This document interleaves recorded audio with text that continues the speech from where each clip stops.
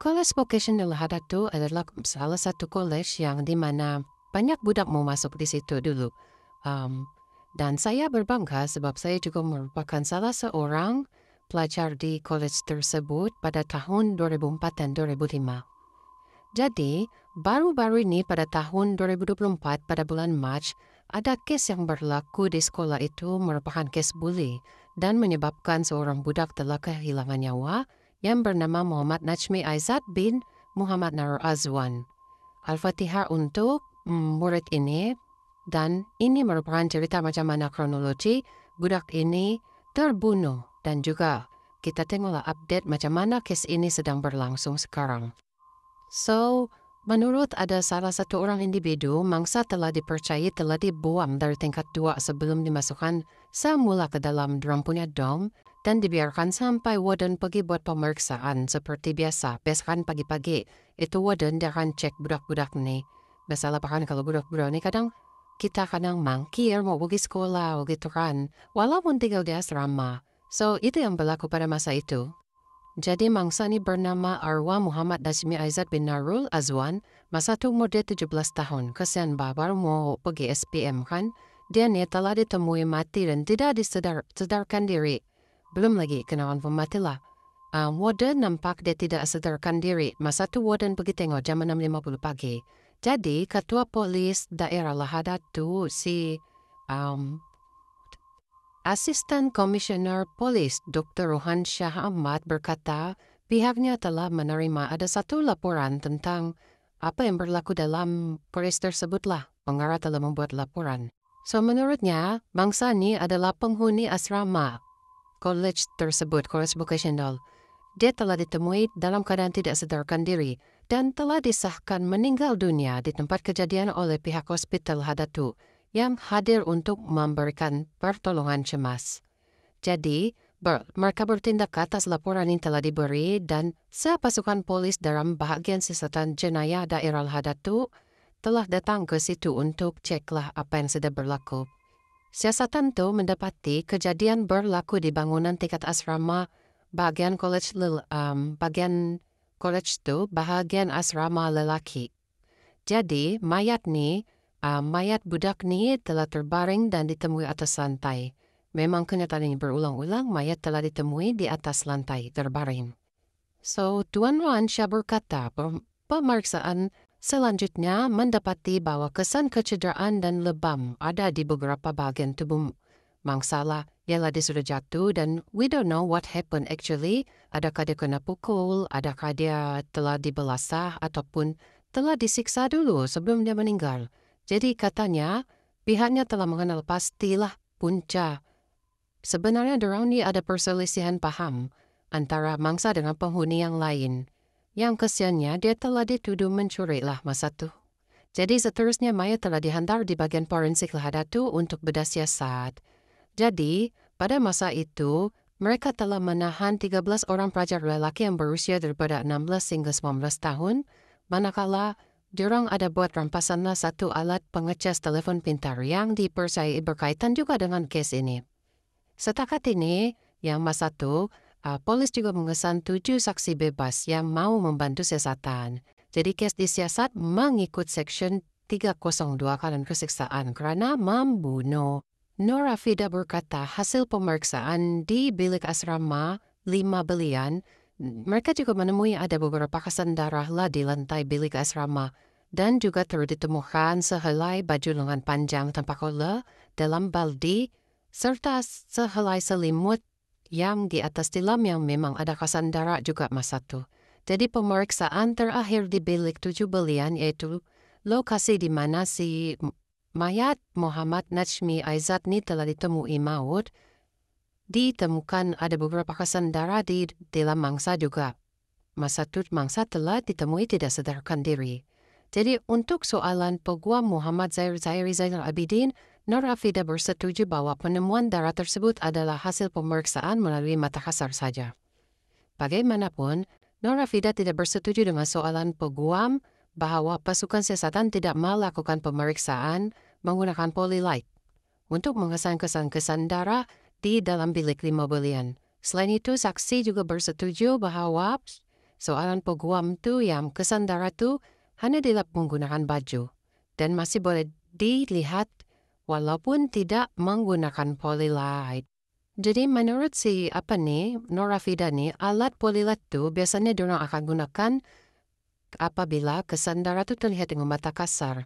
Dan juga alat itu digunakan untuk memastikan darah itu adalah darah manusia ataupun bukan. Kadang-kadang kalau darah binatang kan different dia punya warna. So that's why diorang akan guna polylight. 8 daripada 13 mangsa itu telah diwakili peguam Datuk Ram Singh, Kamarudin Muhammad Tingki dan Chen Winje. Manakala 5 lagi tertuduh diwakili oleh peguam lain yaitu Muhammad Sairi Abdul Ghani Zelika, Vivian Ten, Jeseni Pikam dan Kusni Ambutuo. So, bila mereka siasat punya siasat, kamu tahukah kenapa berlaku nih kejadian? Dia berlaku apabila timbul masalah bila 2 orang pelajar dalam asrama itu kehilangan duit berjumlah 50 hingga 35 ringgit. Kemudian, mereka dengan membabi buta menuduh si arwah Muhammad Najmi. Kemudian, dirang pukullah dia sampai mati. Tapi kan kamu tahukah, benar macam ni, I don't know, maybe dirang masih muda atau apa, sepatutnya dirang patut lapor dengan warden kalau duit hilang. So, boleh cari lah bahkan. Ini kenapa kamu mau menghilangkan nyawa orang? Sedih tahu sebab dia baru mau SPM, dia baru mau membina masa depan dia. Jadi selepas kejadian itu, budak-budak yang terlibat di dalam pembunuhan itu telah ditahan remanda selama 6 hari selepas dari hari kejadian pada 23 sampai 29 Mac 2024. So, diorang telah dijalankan ujian saringan air kencing juga untuk ceklah sama ada diorang ada penggunaan dada atau tidak. Bila diorang cek memang sebenarnya diorang bebas dari penggunaan dada.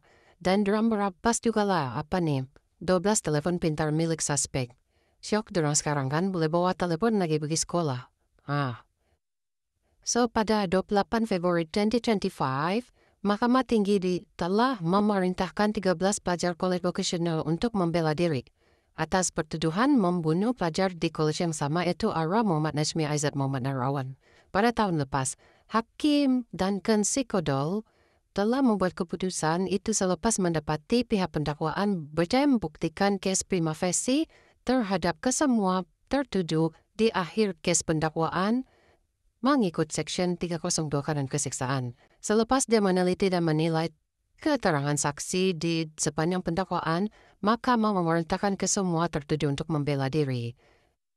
Jadi, sekiranya diorang akan didakwa, diorang akan didakwa mengikut Seksyen 302 Kanun Keseksaan dibaca bersama Seksyen 34 Kanun yang sama, yang membawa hukuman mati atau penjara 30 hingga 40 tahun, serta tidak melebihi 12 sebatan jika sabit kesalahan.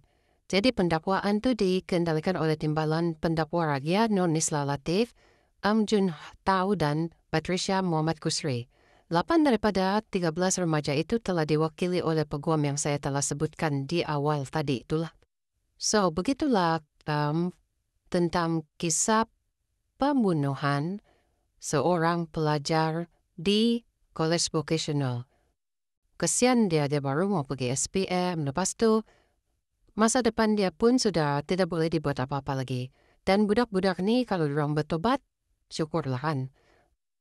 Tapi diorang akan kalau diorang didakwa, diorang akan, kita tidak tahu apa yang akan dihukum untuk diorang. Diorang dihukum gantung ataupun diorang dipenjara. Ibu kepada mangsa juga sangat kesian lah. Kamu bayangkan, kita hantar anak kita pergi sekolah, pergi asrama, tiba-tiba kesian dia kena pukul oleh kawan-kawan dia. Padahal memanglah, kalaupun setakat yang mencuri duit tu kan, budak-budak ni supposed to diorang kena tell the teacher, tell the warden, untuk buat pemeriksaan lah. Iyalah, janganlah kau buat kau punya decision sendiri. Maybe diorang masih muda juga, tapi kan sedih tau. It's not right, it's not worth for this boy to lose his nyawa sebab kawan-kawan dia nih. Dan kawan-kawan dia pun akan hilang masa depan juga. How can kau mau continue your life dan sekarang kau masih kena tahan lagi? Bapak mama diorang lagi macam mana, malu lagi kan? Depan-depan orang semua, orang-orang cakap, anak dia kena tangkap apa semua. That's why kita kadang orang cakap, jangan na terlampau bertegas dengan budak-budak sekarang. Kamu tahu kah kenapa budak-budak tuh semua jadi begitu? Sebab kadang kamu cakap, bukan kamu lah, kadang orang cakap kan, nak payahlah terlampau keras sangat dengan budak-budak. Sebab diorang ni masih muda lagi. Masa diorang muda itulah kita kena ajar. Sebab apa? Bila diorang sudah tua, diorang nanti tidak tahu betul ke salah apa yang diorang buat. Sekarang budak-budak ni masuk penjara, kita pun tidak tahu sama ada diorang sedarkah tidak apa yang diorang buat tuh. Kan? So, itulah. Itu saja cerita pada hari ini. Terima kasih kerana mendengar saya membebel. Dan see you on the next video.